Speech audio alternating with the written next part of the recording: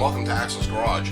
In this video, we are going to try to take apart and put together the front end on this 2.5 inch rough country lift.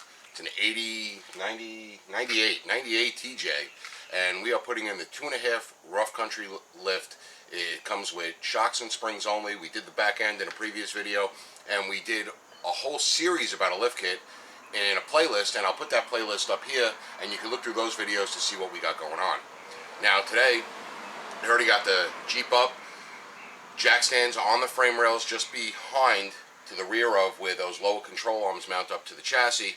Got the tires off, and I got that rear end hanging down.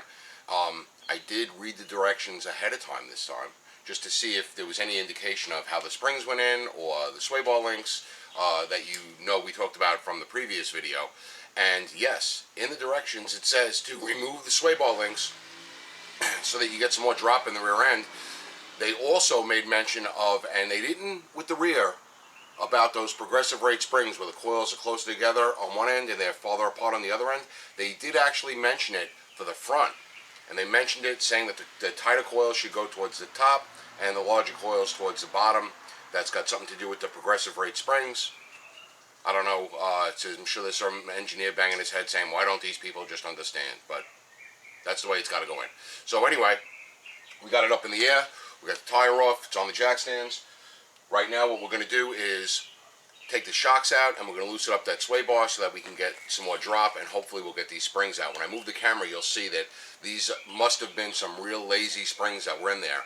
And they have those rubber spring spaces in them, and they have those metal clamp style spring spaces in them to keep them farther apart. So these springs must have been really shot, and they tried to band-aid it, and that's probably why the front of the Jeep sat so low initially. We did take measurements from a stock Jeep, we took measurements from this Jeep, and when we're all done, we'll take measurements over and see what the 2.5 inch kit actually gives us in real numbers. Let me move the camera, and we'll get started taking it apart.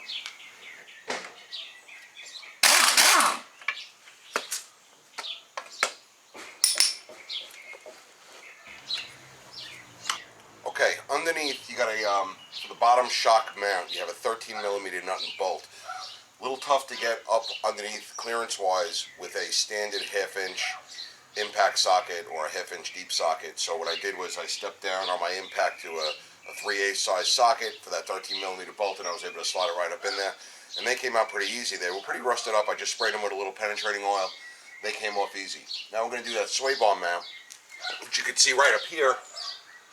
This is where they want you to take it off. It's a T55 Torx socket. On the other side's an 18mm, and they show in the directions to blast it off with an impact on the Torx side. I don't really like using those Torx sockets for impacts, but I'm not going to be able to get around the other side clearance-wise, so we'll give it a shot.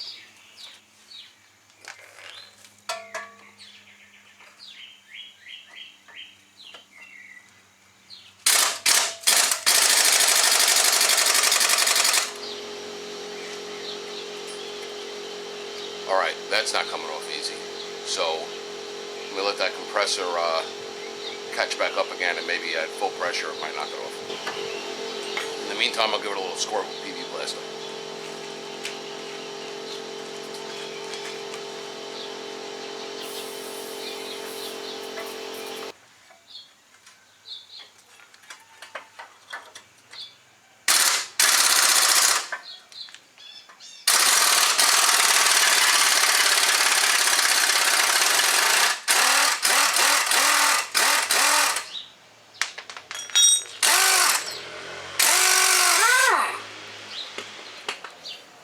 Alright, with everything loosened up on the bottom end, the only thing we have now is the upper shock mount.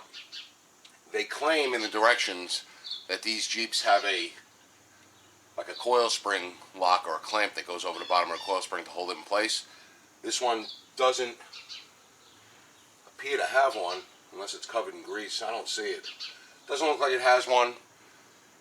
If yours has one, you got to take it off and then put it back on. If it doesn't, hey, it doesn't.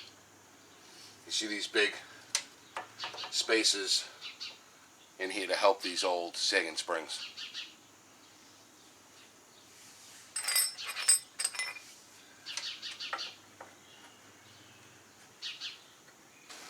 Alright, with the shock out on both sides, sway bar link on both sides, we got this front differential to drop down as far as possible. What I did was I put the floor jack underneath the other side, jacked it up a little bit, which actually brought this side down just a little. Now it's got a little bounce to it. Check, make sure everything's clear. There should be enough slack in your brake hose right here, and then you got your vent tube from your center section. There's plenty of slack in that on this vehicle. So pretty much you want to kind of bounce it down, pry it up, and try to get the spring out. Hopefully we'll have enough room to get the old one in. I'm going to see if I can get these spaces out, because that should make it a little bit easier for me to get the spring out. So if you bounce it down a little, you should be able to get it up off the bottom here. Once you get it off the bottom, hopefully you'll be able to pull it down. I'm going to get a little pry bar to help me.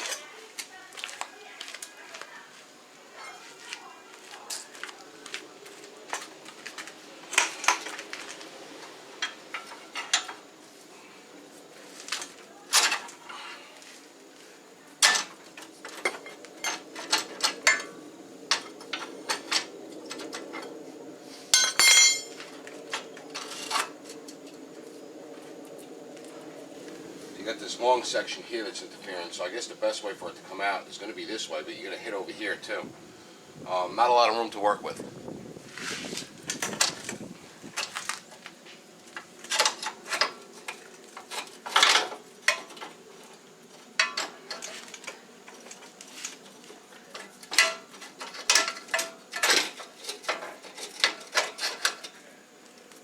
Alright, and it's out.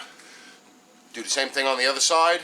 And we'll start putting it back together. Well, we got everything apart, and I went to go put it back together, but you know me, I couldn't. I tried to put the new springs and the new shocks in the rusty mess, and I just couldn't do it, so I couldn't do it. My name is Rob, and I have a problem. Hi, Rob. So, I had to. I had to turn around, and I had to get all that loose rust off. I had to degrease it and get the grease off, and I had to put in a layer of protective paint. Like in the rear part of the vehicle, I used some POR or POR 15 top coat only because I had it on the shelf. You could use Rust-Oleum, you could use chassis saver paint, but we washed it all out, dried it real good, got a good coat of protective paint on it, and this video, although it won't continue today for me, it will for you just in a few seconds, because I'll clip it here and we'll be back putting it all together. Alright, so it's a couple of days later. The paint dried. Looks nice underneath. I sorted out all my demons, and then it started to rain for about 4 days straight. So you can notice the rotors are completely rusty because it's been raining here. But we got a nice day today, nice and dry, cool weather, a little breezy. So we're going to get it done. Now, the replacement spring is about 4 inches longer or so than actually 3 inches or so, but it's longer than that stock spring we took out. That stock spring, once it was removed, measured at around 17 inches or so. This one's just over 20, and looks like you saw I didn't have a whole lot of clearance getting the stock spring out, so this one's going to be a little tougher. So what we decided to do was to buy some external spring compressors to use. You could buy them, you could borrow them, you can go to a local big box auto parts store and either borrow or rent them, depending on what the deal is near you. We bought them on Amazon, 23 bucks prime, shipped to your door. You know what? It's worth it just to have it, peace of mind. I'm at the point where if I really need a tool that I know I'm going to probably use a few times, I'll buy it. So we bought a set of spring compressors because we're going to need them for this one. Now in the directions for the front, they do specify the wider coils going towards the bottom and the tighter coils going towards the top. They're really not a whole lot tighter up here than they are down here, but you can notice there is a visible difference, but it's close, but not the same. But the real telltale thing is the top loop on the spring is a tighter one than the bottom is, so they can really only go in one way anyway. So even if you didn't read the directions, just by looking at them, you'd know they're only going to go in one way. So we're going to put the spring compressors on, and we'll pop it back in. Alright, so now we're all set up out here on my garbage can workbench, and we got our spring compressors. They say on the new compressors to put a little 3-in-1 oil in your rotating parts, so that's going to be up in the top collar, and this one slides, so you want to put a little on the washer there just to make sure you don't bind it up too bad. Now, when you're putting the spring compressors on, remember you got clearance issues, so sometimes it's a trial and error fit whether or not they're going to go where you want them to go. So you can just take it like this on one side, just make them hand tight, right? And then we're going to put our other one opposite. I'm going to put a little oil up here.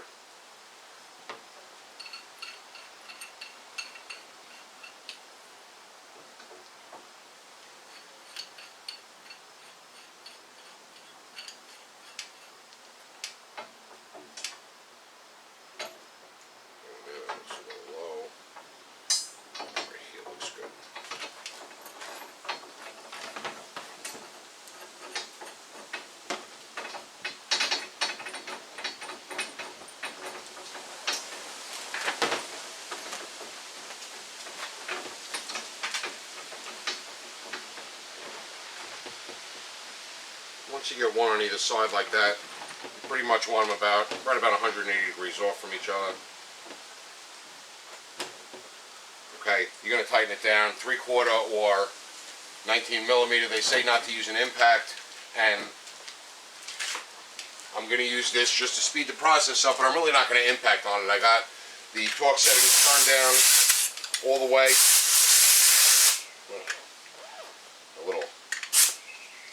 Getting a little rusted there. Alright, so I got that turned down all the way so that I could, look at that, 3/4 not fit. Oh, the description on Amazon said 3/4 or 19 millimeter, and that don't seem to be fitting. Let's see what I got here. I got an 18. Nope, the 18 definitely don't fit. It's a 19. 19 don't fit, so it's got to be the one bigger. I'll grab it.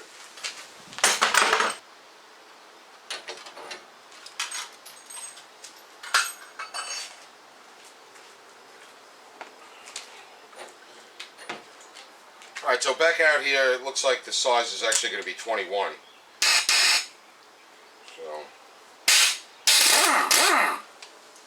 So with the torque turned down, so I'm just really using this to make it easy to spin up on it.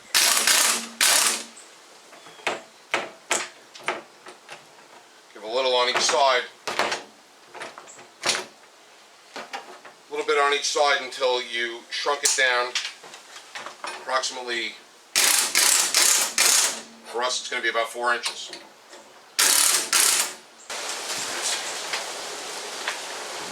Alright, and I'm about 17, which is where the other ones were.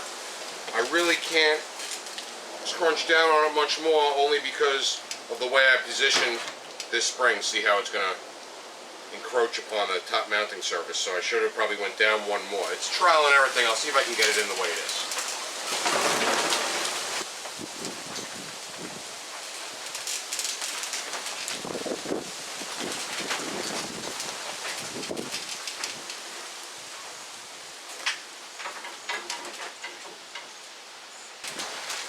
No, it's a little tough. So now that I know where they got to be, I'm going to take these spring compressors off and I'm going to move them down one rung, and I can actually go up one rung as well, and that'll put me in a better spot to get them to compress a little bit more.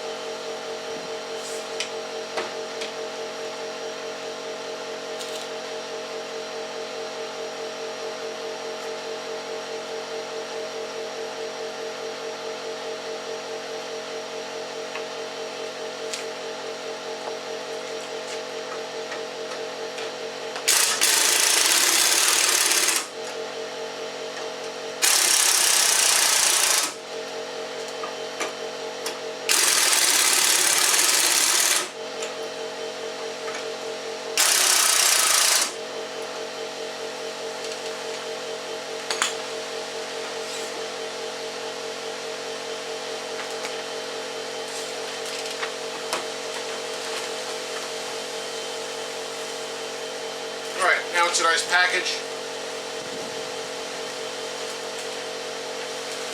Alright, so we got this spring almost in place. It's not all the way on this pad here. The problem is that the top part of the spring compressors, right, are hitting the upper mount on the outside, this metal here.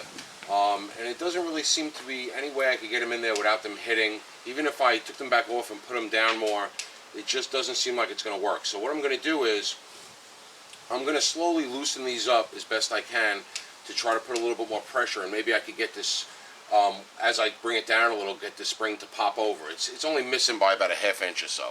So it's a little trial and error. Just be careful because you're unhinging those springs a little bit. And I'm going to play with it back and forth and see what happens. Definitely the hardest part of the lift kit install is right here, getting these new springs in there.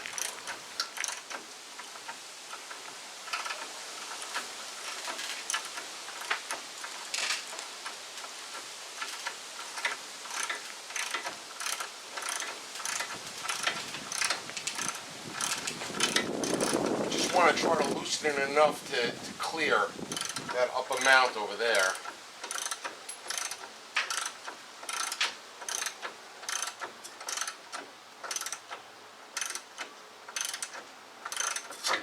See? And it just slid right into place there. Alright, so that one's in place. Now I gotta loosen up this side, and the spring needs to turn because the end of the coil of the spring on the bottom does fit into a groove at the bottom of the axle.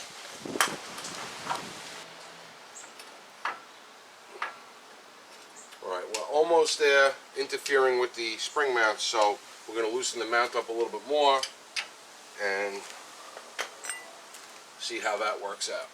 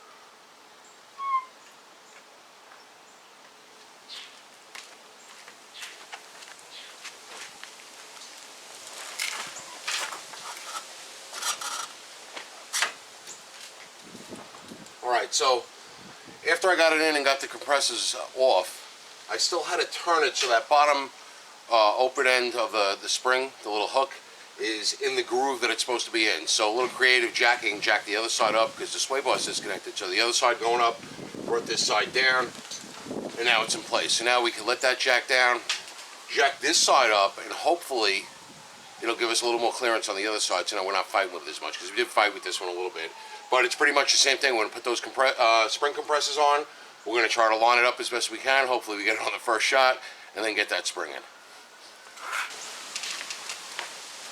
Alright, so after you wrestle with the other spring a little bit, which wasn't as difficult, you still wrestled with it a little, wasn't as difficult because we knew where to put the spring compressors in a little better spot where we weren't going to have as much binding and a tough time getting it out. So that made the second side a little bit, it's always a little bit easier when you do it the second time. Next step is to bring the rear end up just a little bit and attach your sway bar links, because that'll hold everything in place for the installation of your shocks. So we're going to use the original hardware. Take your bolts, which are usually pretty rusty, so you could be a little liberal with the white grease. Grease them up nice. Gonna put them on exactly the way they were the other way. Right, and you're gonna adjust your floor jack up and down until you get the whole line up nice.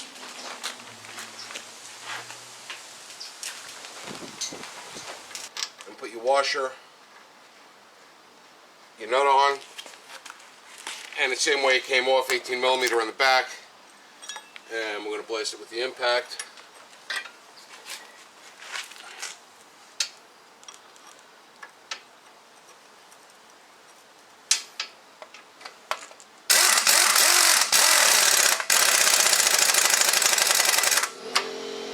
Alright, so you're nice and tight with the impact. That is a locking nut on the back, so you don't have to worry about it backing off. Alright, so now you got your sway bar links in place. Holds the rear end nice and steady, or the front axle nice and steady.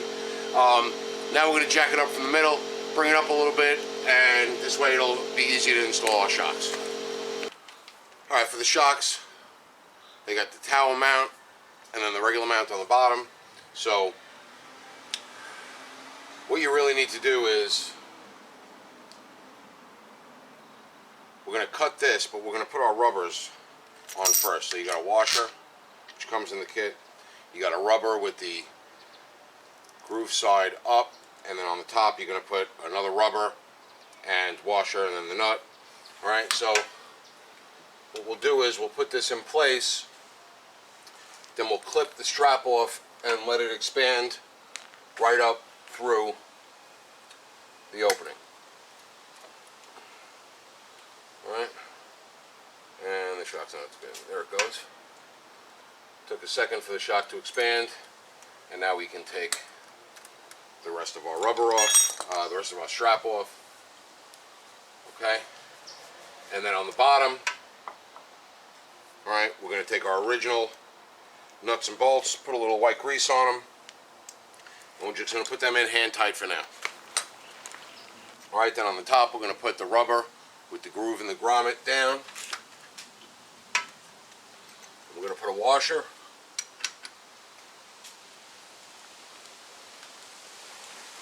Okay, and then we're going to put a, they have a white grease,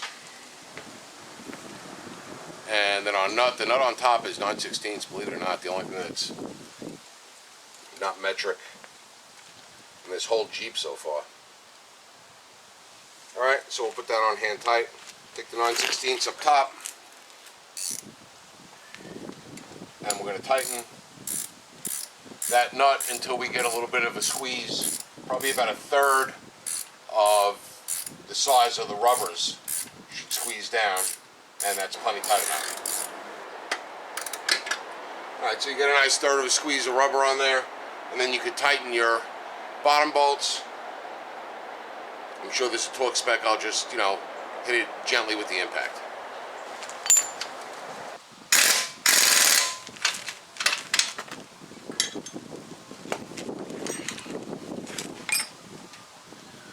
Alright, so now that side's done. All you got to do before you put the wheel on is you can put the decal on the shock if you choose to. The kit comes with decals for all the shocks. Put your wheel back on, you're all set to go. You can put the other shock in, get these wheels on, show you what it looks like.